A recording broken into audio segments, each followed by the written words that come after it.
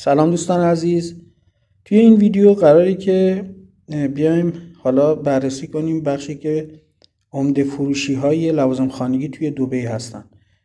این عمده فروشی ها توی یه بخشی از بنیاس هستن، باز حالا بین بنیاس و الرأس قرار داده این قسمت که تقریبا از همه برندهای چینی و هندی اینجا هستن. مثلا نووا اینجا، کلا هر جنسی که اینجا نگاه کنید داخل این مغازه نووا هست و تقریبا میشه گفت نمایندگی یک شورومی از نووا اینجاست. حالا نمایندگی نمیشه گفت، ولی قیمتاشون قیمتای خیلی خوبی، یعنی قیمت عمده بهتون میدن. و این هم یه برند دیگه است، نیکا اوور، نمیدونم، حالا برندهای خیلی اسمشون خیلی عجیب غریبه. این هم یه برند دیگه است. حالا این مباشی حالا چند وقتی یه برند دیگر هم داره کنار برند خودش معرفی میکنه، ولی خب مباشی خودش بیشتر حالا قهوه سازاش معروفه. یه برند دیگه هم داره این شورومش گذاشته مباشی. میگم توی این قسمت تقریبا از همه کارخونه های و برند های چینی و هندی هستن که هر کدوم حالا یه مغازه. البته اینجا شرکته که اینجا شما برندهای مختلف رو میتونستی گیر بیارید. این یه برند دیگه است، میگم اسمشون خیلی سخته، اسمای عجیب غریب زیاد دارن. حالا بریم دوباره نووا. این توی این بخش درسته که مثلا حالا برندها هستن، ولی شاید شما یکی یا دو تا مغازه شوروم ببینید، ولی همشون در کل به یک انبار وصلن. باز سوناشی اینجا داریم. تقریبا هم اکثرشون چیزای سبک مثل قهوه ساز، مثل چه میدونم بخارپز و اینا دارن، یا یخچالای کوچیک، خیلی بزرگ کار نمیکنن، مثلا دیگه حد اکثر کولر و اینا. ولی جیپاس و جنرال تک و خیلی چیزا هستن که کلا همه لوازم خانگی که هر چیزی که شما فکرشو کنید که برقی باشن رو تولید میکنن. حتی دیدم بعضیشون چاقوهایی، مثلا چاقوهای گردشگری، یا این گردشگرها اینو استفاده میکنن. ببینید این مثلا این یکی تلویزیون هم داره، پنکه داره، یکی کولر داره. این تلویزیون پایینی خودش نیست، یه برند دیگه بود. بعد دوباره اینجا توی این پاساژ هم باز هستن، ولی بیشتر اینایی که برندن توی خیابون اصلیشون هستن، توی این کوچه های اصلیشون هستن. این مثل این که خیلی حالا آب سرکن داره، چیزای کوچیک کوچیک، گفتم که همشون بیشتر چیزای کوچیک کوچیک دارن. حالا کسایی که از ایران میخوان بیان اینجا خرید کنن، یه دونه دو دونه خیلی حالا براشون شاید اون قیمت عمده رو ندن. این بیشتر این یکی میروز بود چی بود، بیشتر لوازم قهوه ساز و اینا بود. ساشی، خیلی برند هستن. کسایی که میخوان بیان تکی یا حالا اینا بخرن یا مثلا چند تا بخرن، خیلی قیمت پایین بهشون نمیدن.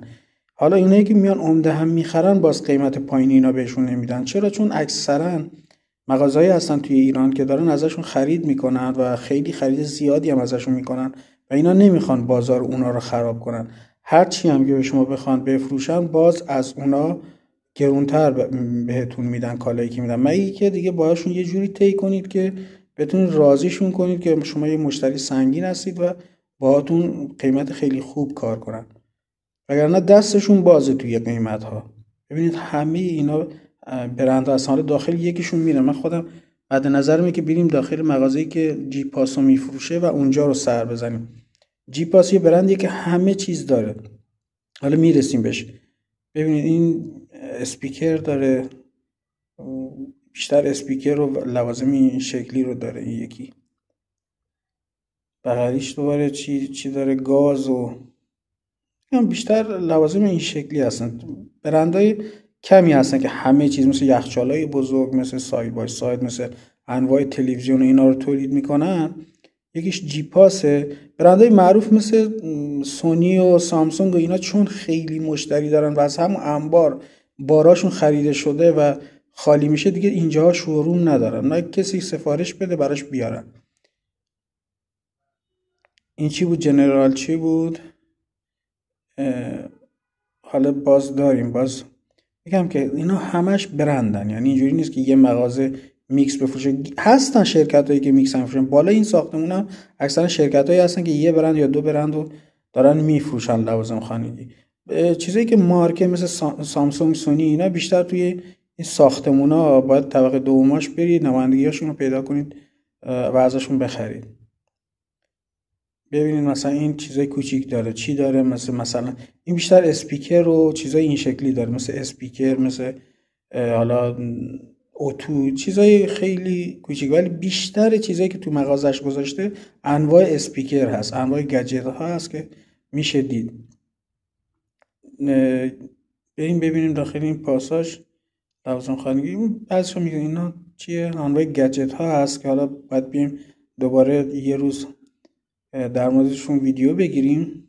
کلا بریم یه ویدیو کلا میذاریم برای جایی که فقط گجت های خیلی خاص و جدید رو میفروشن. بریم یه سر بزنیم جیپاس رو پیدا کنیم. بریم داخل جیپاس همه چیز داره. حالا نمیخوام تبلیغش رو کنم، خودم یه مدت جیپاس رو کار میکردم دیگه. هر قیمتش هم خیلی خوبه، یعنی خیلی با برندهای دیگه فرقی نمیکنه. ببین مثلا این تلویزیون داره، تلویزیون خیلی نوع داره، حالا اینجا یکی دو مدل بیشتر نذاشته. ببینید چقدر انواع چراغ قوه، انواع گجت های چراغ قوه‌ای داره. این باز تلویزیون حداقل هیچی که نداشته باشه 20 مدل فقط تلویزیون داره که اینجا یه تعداد کمیشو گذاشته. انواع چه میدونم سرخگون، همه چیز، هر چیزی که فکرشو کنی داره. بریم یه سر داخل این ببینیم. البته این یه برند دیگه هست روبروی جیپاسه که کولر و یخچالای کوچیک و اینا رو تولید میکنه، آب سرکن و اینا. ببینید حالا داخل اینا همه جیپاسه. ببینید این گجت رو ببینید همشون خورشیدیه. بعد چند مدل و چند نمونه توی شورومشون گذاشتن. خیلی مدل داره همشون هم اینا خورشیدی هم. بالا باز حالا باتری خورن، چیزای دیگه داره. چقدر مدل، فقط چراغ قوه و چراغ شارژی، کارواش، انواع بخارپز، انواع گاز، انواع این حشره کشا هستن که آویزون میکنن و اینا، هر چی که بخوای، انواع اسپیکر. چقدر مدل اسپیکر داره جیپاس.